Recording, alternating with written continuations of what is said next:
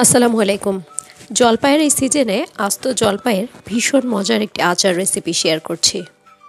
আশা করছি আচার রেসিপিটি আপনাদের কাছে ভালো লাগবে আর যে কেউ ফলো করে খুব সহজেই এই রেসিপিটি তৈরি করতে পারবেন। এই আচার তৈরি করার জন্য এখানে 1 কেজি থেকেও কিছুটা বেশি জলপাই নিয়েছি আর জলপাইগুলোকে একটু বড় আর মাংসওয়ালা দেখে নিতে হবে, তাহলে আচারটা তৈরি করতে বেশ ভালো হবে। প্রথমে জলপাইগুলোকে খুব ভালো করে পরিষ্কার করে ধুয়ে নিয়েছি, তারপরে এরকম একটা স্ট্রেনারে রেখেছি যাতে করে গায়ের যে এক্সট্রা পানি সেটা ঝরে যায়। জলপাইয়ের আচারটা আমি রোদে শুকিয়ে করেছি। রোদে দেওয়ার আগে জলপাইগুলোকে প্রিপেয়ার করে নিব। একটু ভালো করে খেয়াল করলে বুঝতে পারবেন জলপাইগুলোকে কেচে নিচ্ছি, তবে একদম যেন আটি পর্যন্ত পৌঁছায় সেভাবে কেচে নিতে হবে।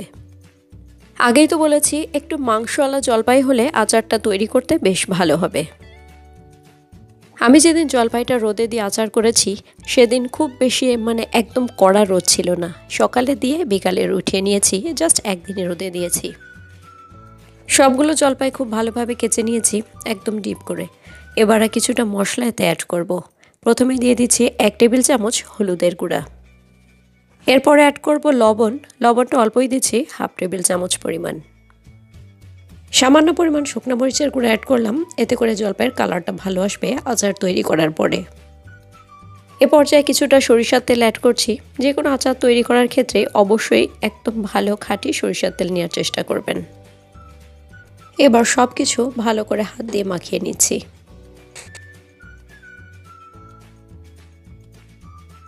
জলপাই রোদে দেওয়ার জন্য একটা ছড়ানো পাত্র ব্যবহার করব, এতে করে জলপাইয়ের গায়ে সহজেই রোদ লাগবে। জলপাই রোদে দেওয়ার সময় জলপাইগুলোকে একটু ছড়িয়ে ছিটিয়ে দেব যাতে করে জলপাইয়ের গায়ে ভালো করে রোদ লাগে। জলপাই শুকানোর জন্য আমি ছাদে দিয়েছি, তবে যাদের রোদে দেওয়া ঝামেলা তারা চুলার নিচেও জলপাই শুকায় নিতে পারেন। আচার মানেই তো সরিষার তেল, একদম খাঁটি সরিষার তেল ব্যবহার করছি, প্রায় 1 কাপ পরিমাণ। তেল ভালোভাবে গরম হওয়া পর্যন্ত অপেক্ষা করছিলাম। এ পর্যায়ে 2টা তেজপাতা মাঝখান থেকে চিড়ে দিয়েছি। এ পর্যায়ে 3টা বড় সাইজের শুকনো মরিচ মাঝখান থেকে ভেঙে দিয়েছি। প্রায় 10-12টা আস্ত বা গোটা রসুন ব্যবহার করলাম। এগুলোকে কোনোভাবে অতিরিক্ত ভাজবো না, তাহলে আচারটা খেতে তিতা লাগবে। 1/2 টেবিল চামচ করে আদা ও রসুন বাটা, শুকনো মরিচ বাটা, 1 চা চামচ কাঁচা মরিচ বাটা ব্যবহার করলাম, এতে করে ফ্লেভারটা দারুণ হবে। 1 টেবিল চামচেরও বেশি ব্যবহার করেছি পাঁচফোড়ন বাটা। পাঁচফোড়ন আস্ত বা গুঁড়া দেওয়ার চেয়ে এভাবে বেটে দিলে ফ্লেভারটা বেশি ভালো হয়। গুঁড়া মশলা হিসেবে ব্যবহার করেছি হলুদ, লবণ, ধনিয়ার গুঁড়া, শুকনো মরিচের গুঁড়া। কোনো রকম পানি দেব না, চুলার আঁচকে একদমই লো করে দিয়ে একটু সময় নিয়ে মশলাকে প্রায় 2 মিনিট ভালো করে কষিয়ে নিব। আচার তৈরিতে কোনো রকম এক্সট্রা পানি ব্যবহার করলে আচারটা বেশি দিন টেকসই হয় না। প্রায় 2 মিনিট পরে এসে সরিষা বাটা ব্যবহার করলাম। আমি এখানে সাদা সরিষা ব্যবহার করেছি। সরিষা বাটার সময় 2টা আস্ত কাঁচামরিচ সাথে সামান্য পরিমাণ লবণ দিয়ে পেস্ট করে নিয়েছি। আবারও প্রায় 3 থেকে 4 মিনিট ভালো করে মশলা কষিয়ে নিব। এক্ষেত্রে যদি মনে করেন মশলা পুড়ে যাচ্ছে বা তলে লেগে যাচ্ছে, সেক্ষেত্রে ভিনেগার ব্যবহার করতে পারেন। আমি চুলার আঁচকে কমিয়ে দিয়ে অনবরত নেড়ে চেড়ে মশলাকে ভালো করে কষিয়ে নিব। আচারে সুন্দর একটা কালার আসার জন্য 1 চা চামচ ভর্তি করে রেড চিলি পাউডার ব্যবহার করলাম। মশলাকে খুব ভালোভাবে কষিয়ে নেওয়ার পরে জলপাই ব্যবহার করব। জলপাই দিয়ে খুব বেশি জাল করব না, এতে করে জলপাই নরম হয়ে যেতে পারে। রোদে দেওয়ার পরে জলপাইগুলোর অবস্থা আপনি দেখিয়ে নিন। জলপাই দেখে নিশ্চয়ই বুঝতে পেরেছেন এটাকে খুব বেশি শুকিয়ে নেওয়ার কোনোই প্রয়োজন নেই। এবার আস্তে আস্তে করে জলপাইগুলোকে মশলার ভিতর দিয়ে দিলাম।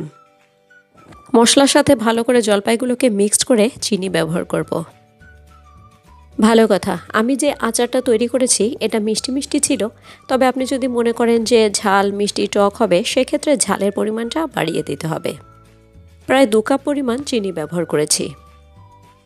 চিনি গলে যেহেতু পানি সৃষ্টি হবে আর জলপাই কিছুটা সিদ্ধ হবে, চুলার আঁচ কমিয়ে রেখেছি, মিডিয়াম থেকেও লো করে রেখেছি।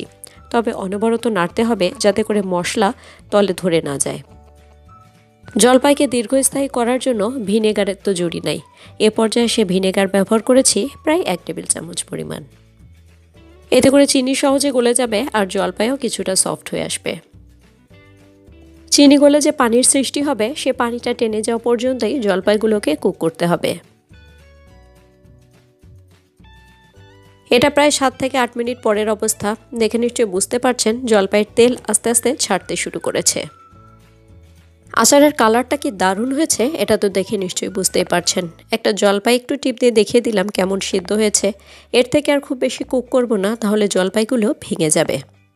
আচার এমনভাবেই তৈরি করব যাতে করে তেলের ভিতর জলপাইগুলো ডুবে থাকে। দিন যত যাবে জলপাইগুলো তেলের ভিতর ডুবে ডুবে ভালো করে পচে যাবে, মানে মশলা জলপাইয়ের ভিতর ঢুকে যাবে, আর জলপাইয়ের স্বাদ এই আচারের স্বাদ তখনই হবে। আস্ত বা গোটা জলপাইয়ের আচার তৈরি হয়ে গেছে। নামানোর আগে একটা মশলা ব্যবহার করব।